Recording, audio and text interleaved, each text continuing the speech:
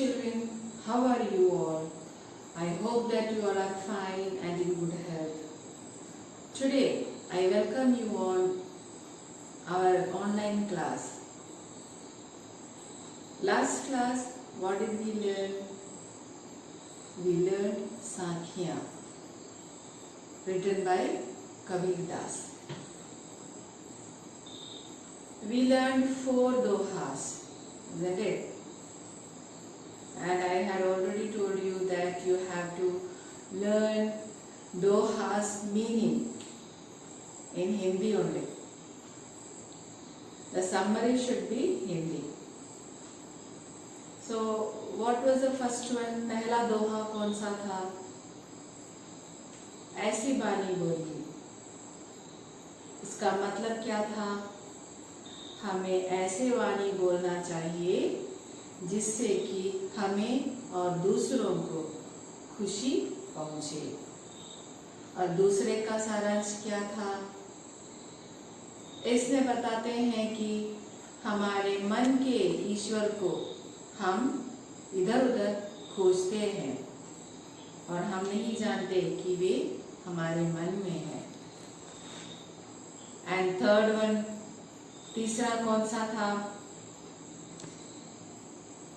तीसरा हमने यह देखा कि अहंकार जब होता है तब ईश्वर नहीं होता, और जब ईश्वर होता है हमारे मन से अहंकार दूर हो जाता है. और चौथा क्या था? चौथे में बताते हैं कि सांसारिक मोह माया में फंसे हुए लोग क्या करते हैं? वे लोग सिर्फ खाते हैं और सोते हैं, और जो सच्चे भगवान को प्राप्त करना चाहता है उसे नींद ही नहीं आती, जिस तरह से कबीरदास है. अब चलिए हम आगे के दोहों को पढ़ते हैं. So you have to take your book and you have to go through it. Okay. So children, we will continue our doha. So last week, as I already told, we learned 4. Now continuation. Okay. I'll read first in Hindi and then I'll explain in both languages. बिरह भुवंगम तन बसे मंत्र न लागे कोई, राम वियोगी ना जीवे जीवे तो बोरा होय. Yeah. बिरह means मिलन करना या मिलन से दूर होना, or to be departed from the beloved ones. That is the meaning of biraha. Then bhuangam means snake, सांप. तन means शरीर, body. बसे means रहता है, to live. Then mantra means उपाय, in other sense medicine or idea, any solution. Then viyogi means viraha, means departing from or separating. Jive means jina, to live. Then baura means to get mad. Now explanation. इस दोहे में कबीरदास जी कहते हैं कि विरह या दुख सांप शरीर में बसने जैसा होता है. उसके बचने का कोई उपाय नहीं होता, उस पर कोई दवा असर नहीं करता. अर्थात सांप के डसने से व्यक्ति के शरीर में कोई भी दवा असर नहीं करता है. उसी प्रकार जो व्यक्ति ईश्वर के भक्ति में खो जाता है या लीन हो जाता है, वह ईश्वर की प्राप्ति के लिए घुलता रहता है और ईश्वर से मिलने के लिए पागलों जैसा यहाँ वहाँ भटकता रहता है. अर्थात जब कोई व्यक्ति अपने प्रेमी से बिछड़ता है तो उसे दुख होता है और वह उस दुख में वह पागलों जैसा हो जाता है. जिस तरह सांप के काटने से उसका कोई दवाई नहीं होता, उसी प्रकार उसके वियोग में प्रेमी के वियोग में रहने वाले व्यक्ति के लिए भी कोई भी दवा उसे असर नहीं करता है। और जो व्यक्ति ईश्वर को प्राप्त करने के लिए या ईश्वर से प्रेम करता है और ईश्वर की प्रेम को पाना चाहता है, वह ईश्वर से मिलने के लिए सारा सांसारिक मोह माया छोड़ देता है और वह पागलों जैसा दूसरों को प्रतीत होता है। Now in English, Kabir Das ji is saying that separating from dear ones is just like snake living inside the body, where no medicine can be effected. There is no way for his recovery.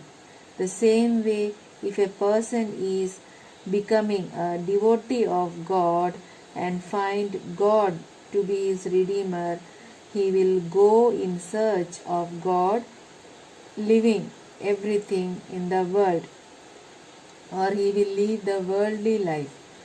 Then he will look like a mad in front of others. All will think that he is mad because he is just thinking of God only, no one else. That's why Kabir Das ji is saying that the people who is always seeking God or in love with God, they will look like a Vairagya or a sage type who is always living alone without any worldly relation. Okay, now moving on to the next one. निंदक नेड़ा राखिए आग्नि कुटी बदाए, बिन साबुन बिन पानी निर्मल करे सुभाए। निंदक नेड़ा राखिए आग्नि कुटी बदाए, बिन साबुन बिन पानी निर्मल करे सुभाए। Here Kabir Das ji is telling about the backbiters who we should keep it with ourselves. So the meaning of the verse is like this. Nindak means निंदा करने वाला or the backbiters. Neda means pass, near. Agani means आंगन में, in the courtyard. Kuti means कुटिया or घर. Bin means बिना, without. Sabun means soap. Nirmal means pavitra.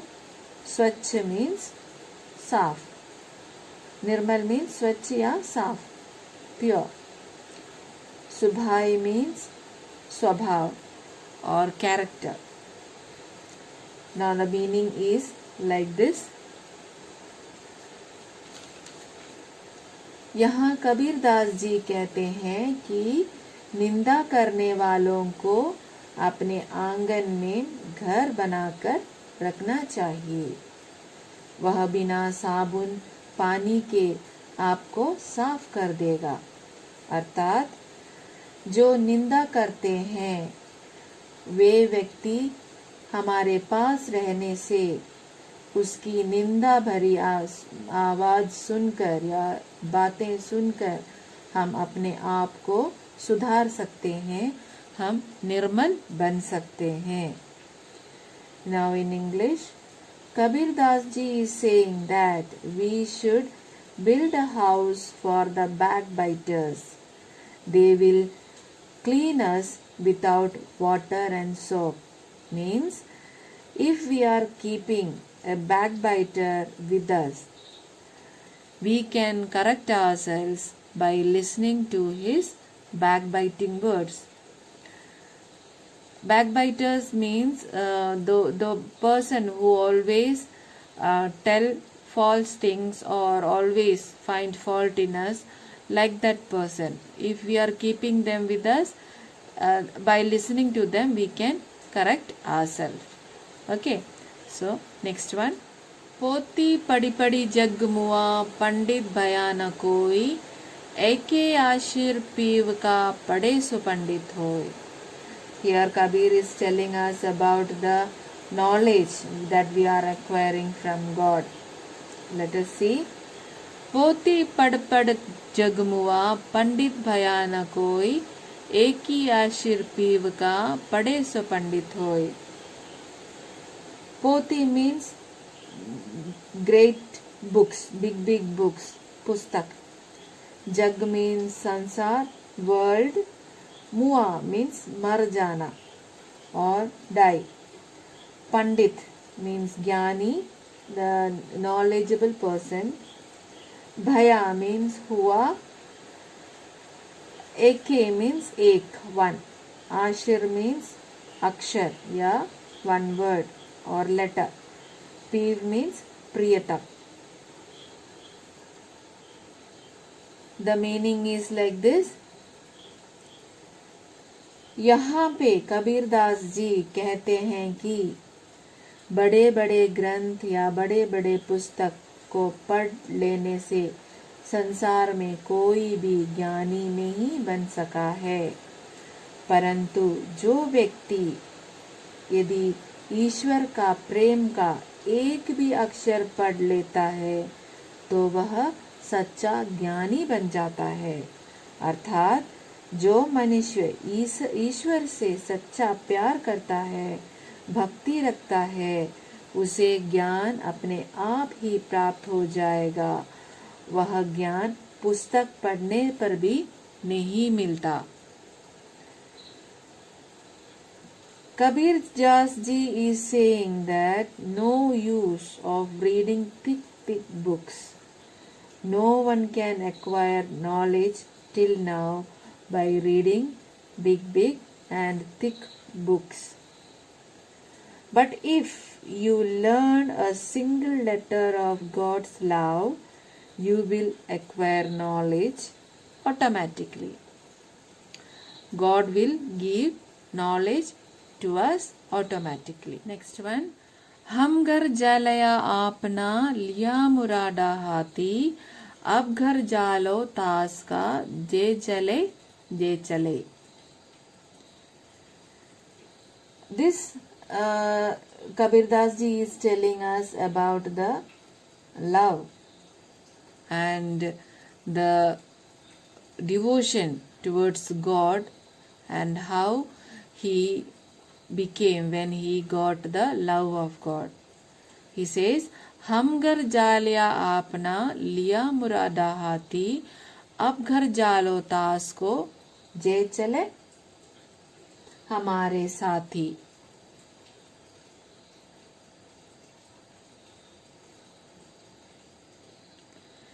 So here jalyo means jalana, to burn. Ham means मैंने, me. Murada means it is the log of fire that we do know, that we torch, like torch we keep one log, we will dip in the kerosene or something and we will take. In Hindi it is called mashal. Tas ka means uska. J means jo. So tas means him. Okay, now explanation. मैंने ईश्वर रूपी भक्ति को जब मैंने पा लिया तब मैंने क्या किया. कबीरदास जी कहते हैं कि मैंने ईश्वर भक्ति रूपी मशाल को हाथ में ले लिया है और उसे लेकर मैंने अपना घर जला दिया है.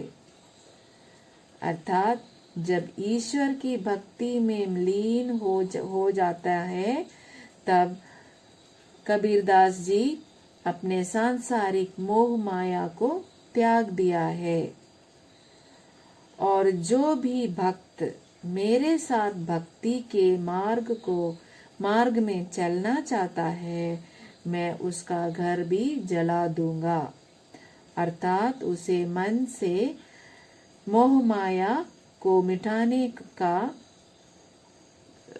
विद्या उसको मैं सिखाऊंगा. कबीरदास जी यहाँ कहना चाहते हैं कि जो व्यक्ति ईश्वर प्रेम में भक्त या लीन होकर संसार के मोह माया को त्याग कर कबीरदास जी के पास आएंगे, उनका भी घर वे जला देंगे, अर्थात उनको वे सच्चे मार्ग या संसार के मोह माया को त्यागने की विधि बताएंगे।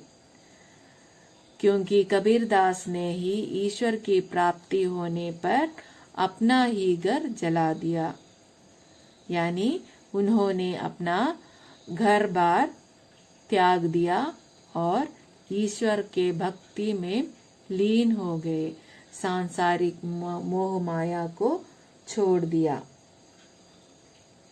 I'll say once again, Kabirdas ji यहाँ कहते हैं कि मैंने ईश्वर भक्ति रूपी मशाल को हाथ में ले लिया है और लेकर अपने घर को जला दिया है, अर्थात ईश्वर के भक्ति में लीन होकर मैंने सांसारिक मोह माया को त्याग दिया है। यहाँ पर घर का मतलब वे अपने घर को त्याग दिया, जलाने का मतलब घर को त्याग दिया। और जो भी भक्त मेरे साथ भक्ति के मार्ग में चलना चाहता है, मैं उसका घर भी जला दूंगा, यानी उसको मैं सांसारिक मोह माया से दूर रखूंगा, दूर करने की सीख दूंगा। Here Kabirdas ji is saying that Kabir has burnt. I have burnt my house, taking a log of fire in my hand. That means out of devotion and love to God, I left my worldly life, all the infrastructures, and those who want to follow me, follow my path, I will burn their house also. That means I will make them how to get rid, or I will teach them how to get rid of the worldly life. So these are the meanings and the explanation of Doha, the 4 Dohas. I will say once again.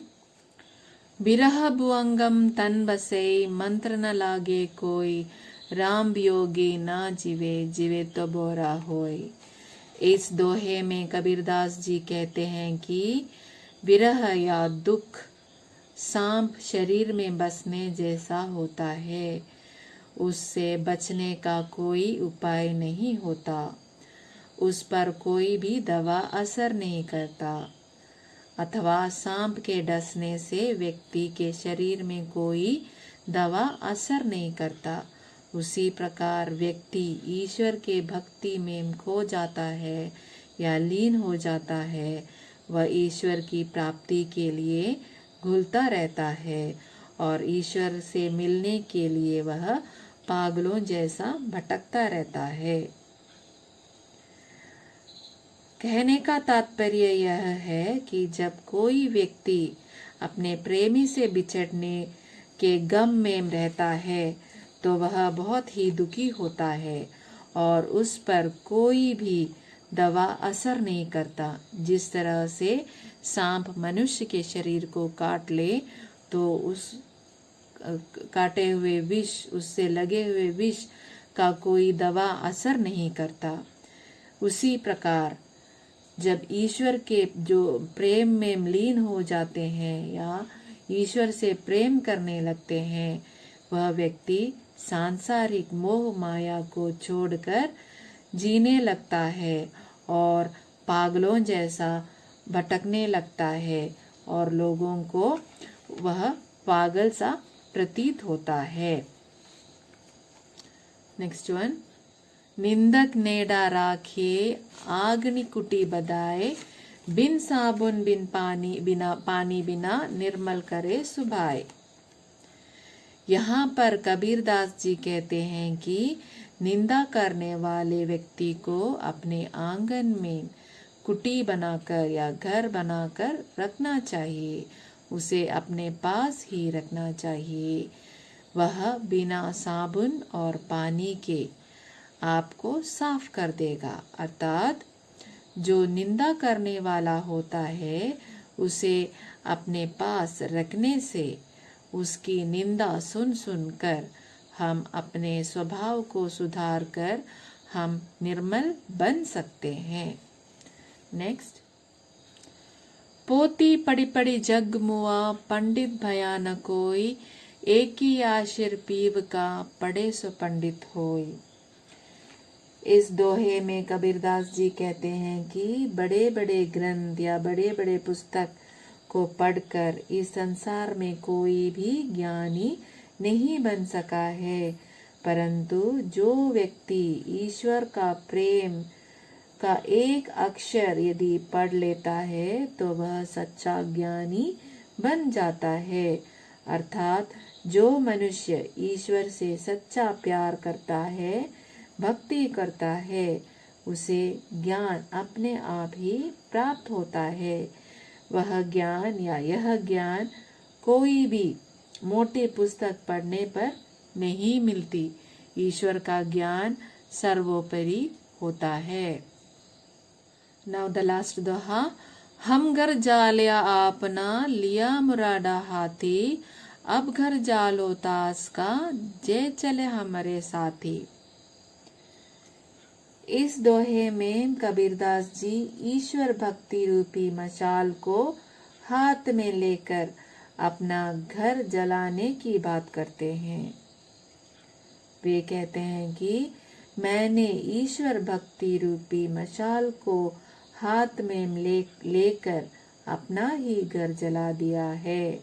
अर्थात ईश्वर भक्ति में लीन होकर सांसारिक मोह माया को त्याग दिया है। और जो भी व्यक्ति भक्त बनकर मेरे साथ भक्ति के मार्ग में चलना चाहता है, मैं उसका भी घर जला दूंगा। अर्थात उसका मन से भी सांसारिक मोह माया को मैं दूर कर दूंगा। So children, these are our dohas. So we completed our doha Sakya by Kabir Das. Today we learned 4. First one was Viraha. दूसरा निंदा करने वालों का, तीसरा ज्ञान के बारे में और चौथा भक्ति के बारे में। So remember these dohas. You have to find out the summaries. You have to write the summaries according to what I taught you. A summary is a must, so you have to do it. Okay. So we will meet in another episode. Until then, bye and have a nice weekend.